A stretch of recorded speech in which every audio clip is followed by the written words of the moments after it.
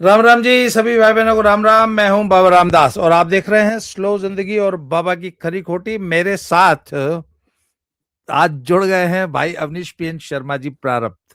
अवनीश भाई राम राम। बाबा जी प्रणाम। सभी दर्शकों को राम राम। जय जय श्री राम जी। जय श्री राम। अवनीश भाई, वो हम लोग ना एक मजे लेने के लिए एक शेर पढ़ा करते थे। रोज कहा करते थे आदाब आदाब, एक दिन दाब दिया तो बुरा मान गए। तो मैंने सुना है कि अखिलेश जी रोज बोल रहे थे, बुलडोजर कहाँ है, बुलडोजर कहाँ है। मैंने सुना आज बाबा जी ने कहा कि बुलडोजर आ रहा है। अब बुरा मत मानना। क्या कहानी है सर, जरा बताइए। मैंने सुना सर बुलडोजर आपको में याद है? तेल और भरा, बुलडोजर में तेल और भरा गया है। क्या करिएगा सर, जब समय खराब रहता है और खुद की बुद्धि ने जब अपना समय खराब किया रहता है तो आदमी टिटहरी से टकराने के बाद भी हाथ पांव तोड़वा लेता है। क्या करिएगा सर, ये स्थितियां होती हैं। माफिया को मिट्टी में मिला दूंगा, ये किसने योगी जी के मुंह से कहलवाया था भरी विधानसभा में, floor of the house? Akhilesh babu ने। नहीं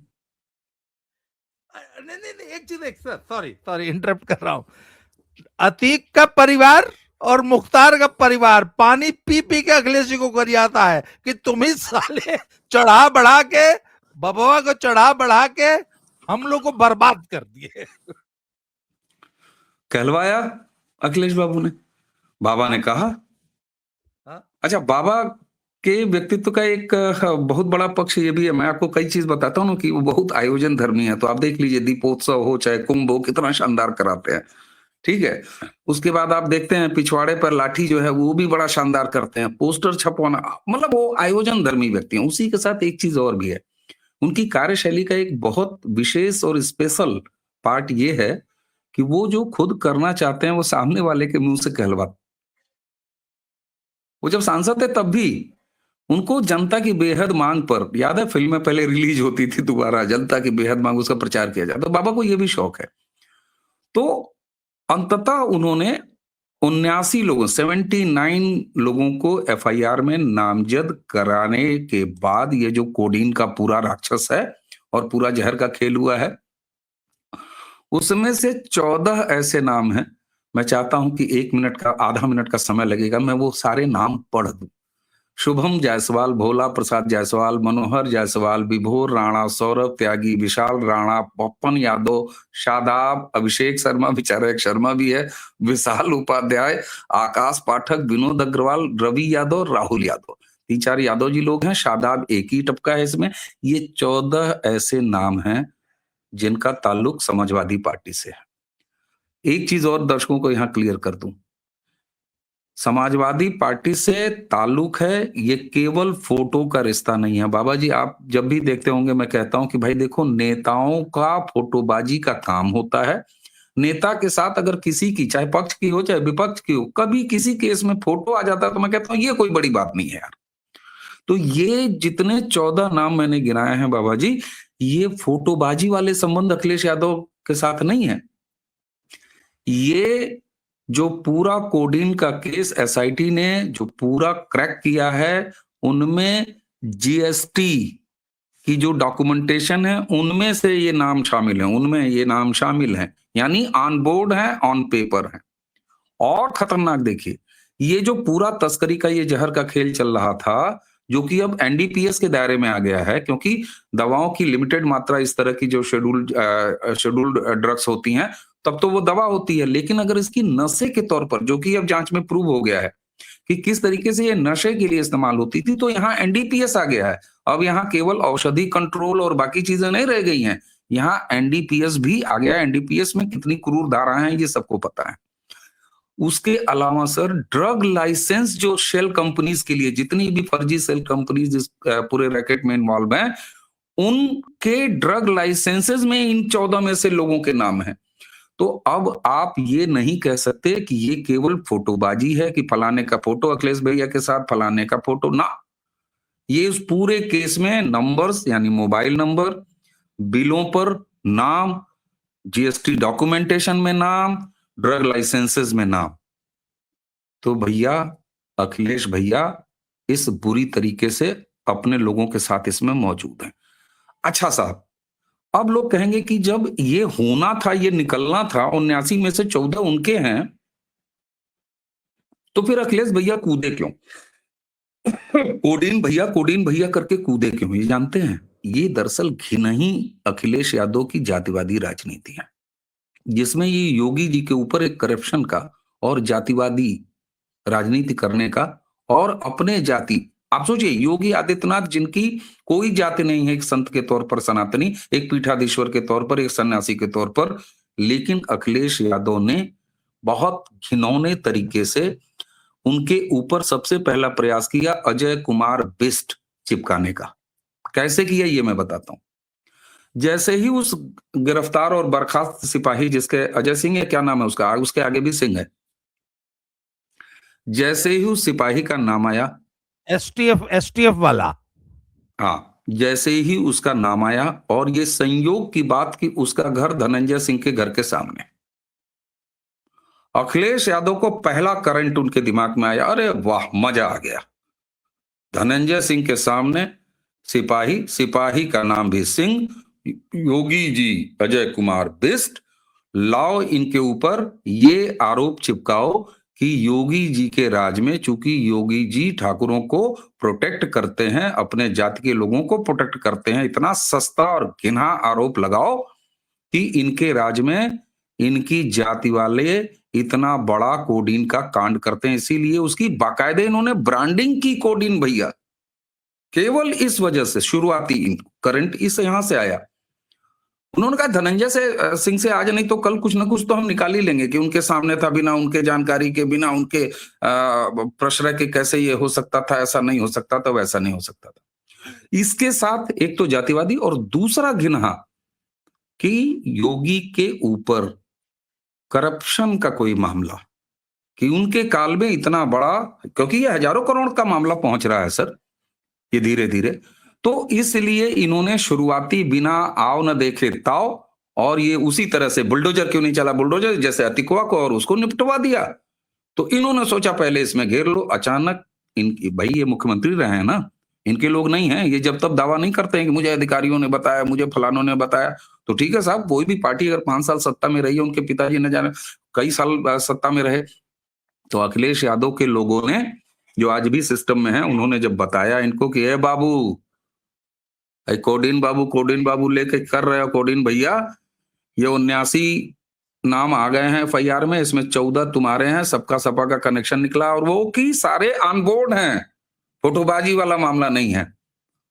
और योगी जी ने आज ये कहा है कि इस देश में 2 नमूने हैं, जब भी भारत में कुछ होता है तो आए बाएं करके ये विदेश भाग जाते हैं। तो हमको पता नहीं, अभी मैं कंफर्म नहीं हूं कि अखिलेश जी भी विदेश चले गए हैं क्या छुट्टी बिताने, तेजस्वी की तरह, मैं नहीं जानता, लेकिन योगी जी ने ये 2 चीजें एक साथ कही हैं कि अब अगर बुलडोजर चलाऊंगा तो फिर चिल्लाना मत, और उन्होंने साथ में ये कहा है कि 2 ठो नमूने हैं इस देश में, एक ठो दिल्ली में, एक ठो यूपी में, जब देखो तब ये विदेश भाग जाते हैं। तो साफ तौर पर है कि 79 नामों पर बुलडोजर की कार्रवाई पूरी तरीके से तय की जा चुकी है, और अब आगे आने वाले किसी भी समय में आप इस कोडीन जहर कांड के जितने भी आरोपी हैं उन पर बुलडोजर का कार्रवाई देखेंगे। अवनीश भाई सर, मैं जरा आगे बढ़ने से पहले एक बहुत जरूरी अपील है, ये कर दूं दर्शकों। ये मेरी पुस्तक है दद्दा की खरी खरी, 600 रुपए की पुस्तक है। इसको आप मेरे ये जो सामने जो टिकर चल रहा है, इस पे जो फोन नंबर है, इस पे 7696409623, इस पे 600 रुपए भेज के मंगवा सकते हैं। इस पुस्तक की विक्रय से जो भी राशि प्राप्त होगी वो हमारे आश्रम में बनने वाली गौशाला और पशु चिकित्सालय के मद में खर्च होगी। इस गौशाला के सहयोग के लिए यदि आप कुछ अन्य राशि भेजना चाहते हैं तो ऊपर क्यूआर कोड पे भेज सकते हैं, और अपना एड्रेस, फोन नंबर इसी नंबर पे मुझे व्हाट्सएप कर दीजिए। अवनीश भाई वापस आ जाते हैं जरा चर्चा पे, सॉरी फॉर दिस इंटरप्शन। नहीं जरूरी है। न्यायालय के लिए सर, न्यायपालिका के लिए हमेशा एक भ्रष्टाचार के मामलों में एक चैलेंज रहता है, हम्म। उसको चाहिए ठोस एविडेंस, नंबर 1। और यदि पैसे का लेन देन हुआ है तो मनी ट्रेल। इधर मैं देख रहा हूं कि मोदी और योगी की टीम जब किसी भ्रष्टाचार के केस का इन्वेस्टिगेशन करती है और उसमें एसआईटी, एसटीएफ, ईडी, सीबीआई जैसी संस्थाएं जब शामिल हो जाती हैं, तो वो डॉक्यूमेंट्री एविडेंस बहुत पक्का इकट्ठा करती हैं। आपने बताया कि ये जितने दोषियों के नाम आए हैं, इन सबके नाम पे ड्रग्स लाइसेंस, जीएसटी के डॉक्यूमेंट्स में इनका नाम, सबके इनके नाम पे हाथ डीएल नहीं, पे, मतलब इनमें से ये डॉक्यूमेंट लेवल पे शामिल है, ये मैं कह रहा हूँ। हाँ, डॉक्यूमेंट लेवल पे ये लोग शामिल हैं। मनी ट्रेल पकड़ ही लेगी क्योंकि ईडी भी शामिल हो गई है जांच में। टेरर फंडिंग हुई है। जब ये जो गिरोह था, ये सीमावर्ती देशों नेपाल, बांग्लादेश तक इसकी स्मगलिंग कर रहा था, प्लस पड़ोसी राज्यों में इसकी स्मगलिंग कर रहा था। तो जो मनी ट्रेल है वो एस्टैब्लिश हो रही है। तो ऐसे में तो बाबा के पास बहुत बहुत ठोस रीजन, बहुत ठोस आधार तैयार हो ही गया है कार्रवाई के लिए।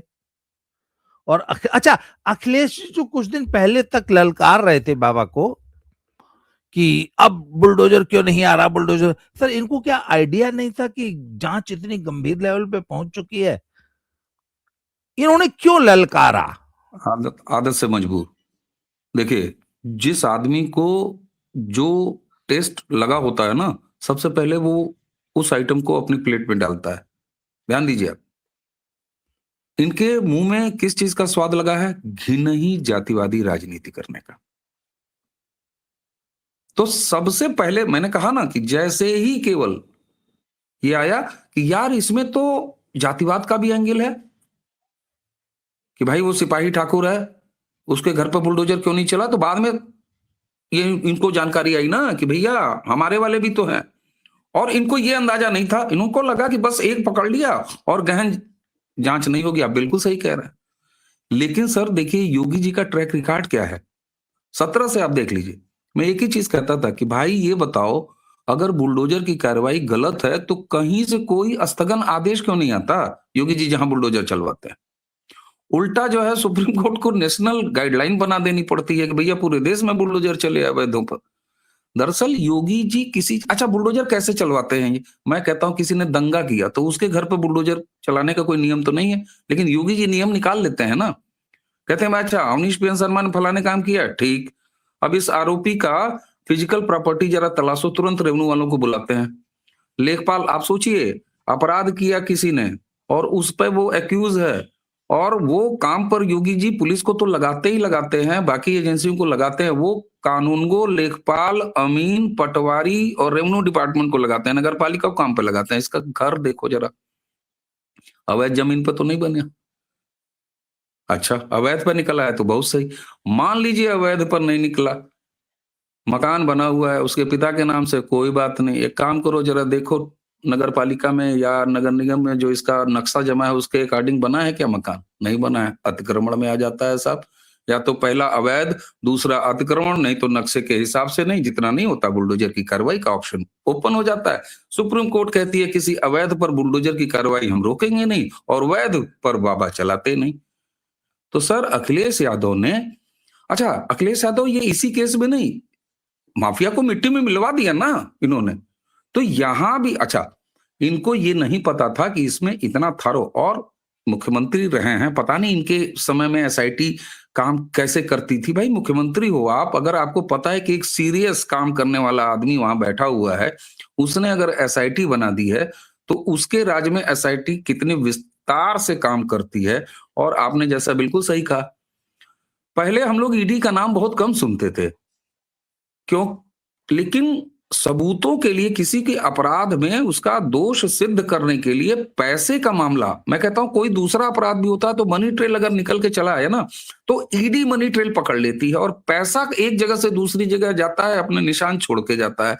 तो ये इतनी कॉम्प्रिहेंसिव तरीके से जांच हो जाती है, क्योंकि अखिलेश यादव के समय में उनके मुख्यमंत्री रहते हुए वो न इतनी फ्रीडम देते थे एजेंसियों को, न काम पे लगाते थे, तो इसलिए उनको लगता है वो सपने में है कि अभी भी हमारी ही तरह मुख्यमंत्री वाले स्टाइल में जो है वो योगी की पुलिस भी काम करती है, योगी की एजेंसी भी काम करती है। यहाँ फिर एक बार उन्होंने जातिखोरी करने के चक्कर में और आर्थिक अपने जाति वालों को एक पैदा कर रहे हैं योगी, उनको पाल रहे हैं, उनको पोस रहे हैं।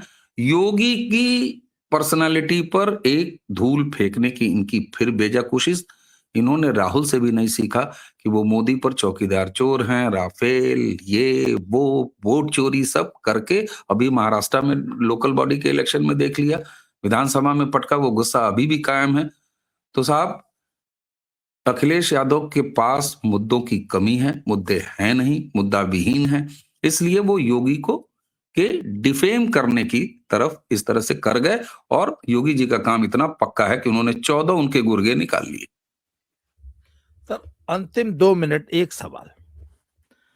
हम लोग जब भी राज्यों के चुनाव होते हैं तो हम हमेशा राहुल गांधी को एक दोष देते हैं कि वो अपने क्षेत्रीय साथियों को और इवन अपनी ही पार्टी के क्षेत्रीय नेताओं को संकट में डाल देते हैं कि वो मोदी पे डायरेक्ट अटैक करने लगते हैं, और राज्यों के चुनाव में मोदी पर अटैक नहीं होना चाहिए, स्थानीय मुद्दों पर फोकस रहना चाहिए, क्योंकि यदि आप मोदी से लड़ेंगे तो फिर आप कहीं सामने नहीं टिकेंगे।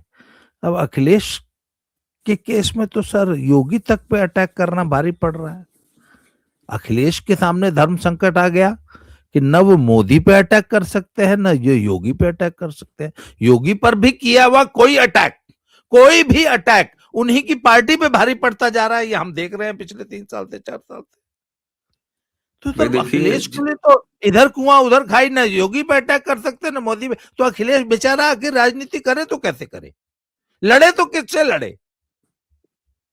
मैं वही तो कह रहा हूं सर कि मोदी पर जिस तरीके से कोई भी अटैक वापस आके राहुल के खेमे में गिर जाता है, वही स्थिति ब्रांड योगी की उत्तर प्रदेश में भी बन चुकी है। तो इसलिए बहुत गहरा राजनीतिक संकट अखिलेश यादव की राजनीति के सामने खड़ा हुआ है, बहुत गहरा। और आप देखिए एक चीज, इन्होंने पीडीए का नाम पिछड़ा, दलित और अल्पसंख्यक से रातों रात बदल के क्यों बदला अंग्रेजी में, क्यों बदला इन्होंने? क्योंकि इनको लगा कि अब हम योगी आदित्यनाथ को न तो हम हिंदुओं को बांटने वाली राजनीति में ला सकते हैं, न हम इनके पर्सनालिटी पे कोई अटैक कर सकते हैं, न निजी हमला। याद कीजिए सर, चीलम और न जाने क्या क्या ये शुरुआत किया। ऐसा नहीं है कि अखिलेश सीखे नहीं है, अखिलेश ने सीखा भी है, लेकिन सर स्थिति यह है कि अखिलेश मुद्दा विहीन हो चुके हैं। और दूसरा, अखिलेश के राजनीतिक संस्कार ये हैं कि वो कुछ अच्छा और सकारात्मक राजनीतिक विरोध कर ही नहीं सकते। वो जब खेलेंगे, वो जब उठाएंगे तो गोबरा उठाएंगे sir, I am sorry to say. तो इन्होंने, आप सोचिए, इसमें ठाकुर एंगल निकालने की कोशिश की और योगी पर निजी हमले की कोशिश की, दोनों उनके ऊपर बाउंस बैक कर गए। तो निश्चित रूप से सर जो योगी जी ने आज विधानसभा में कह दिया मिट्टी में मिला दूंगा, तो अब कहा है कि बुलडोजर चलेगा तो रोना मत, फिर चिल्लाना मत। हाँ, रोना मत। माधव प्रसाद यादव को, माधव प्रसाद जी को कह दिया, पांडे जी को, जो नेता अपोजिशन, उन्होंने कहा काहे झूठ बोलते हैं इस उम्र में, किसके दबाव में? उनको तो जब तब लताड़ते रहे। आज योगी जी आप फायर थे साहब। मैं तो दर्शकों से कहूंगा जरा विधानसभा की वो वीडियो क्लिप देखिएगा, बड़े मौज में। हमको लग रहा है उन्होंने बुलडोजर में पेट्रोल वगैरह डीजल वगैरह भरवा दिया है और 24 घंटे की ड्यूटी लगा दी है ऑपरेटर की कि बेटा तुमको टाइम मिलेगा, बिल्कुल तैयार रहो। सर उधर बरेली से भी ये खबर है कि बरेली में भी तौकीर रजा के जितने गुर्गे थे उनकी प्रॉपर्टीज पे लगातार बुलडोजर कार्रवाई हो रही है। आज रुका ही नहीं सर, वो तो कार्रवाई कभी रुकी ही नहीं। और एक और खबर आपको दे दूं, तौकीर जी। रजा के ही एक गुर्गे को इलाहाबाद हाई कोर्ट ने जमानत खारिज करते हुए टिप्पणी जानते हैं क्या किया है? हाँ, अरे उस टिप्पणी पे तो ये आज मैंने किया वीडियो है, किया है। तब हाँ, बताइए, कि सर तन से जुदा बेटा सरतन से बोले तो जुदा 7 जो है साल के लिए जाओगे। जाओगे, जमानत नहीं देंगे, बोलो अब सरतन से जुदा। अवनीश भाई, आपने समय दिया सर, इसके लिए बहुत बहुत आभार, धन्यवाद। जय श्री राम। दोबारा मिलते हैं सर सर किसी नए टॉपिक से। जी।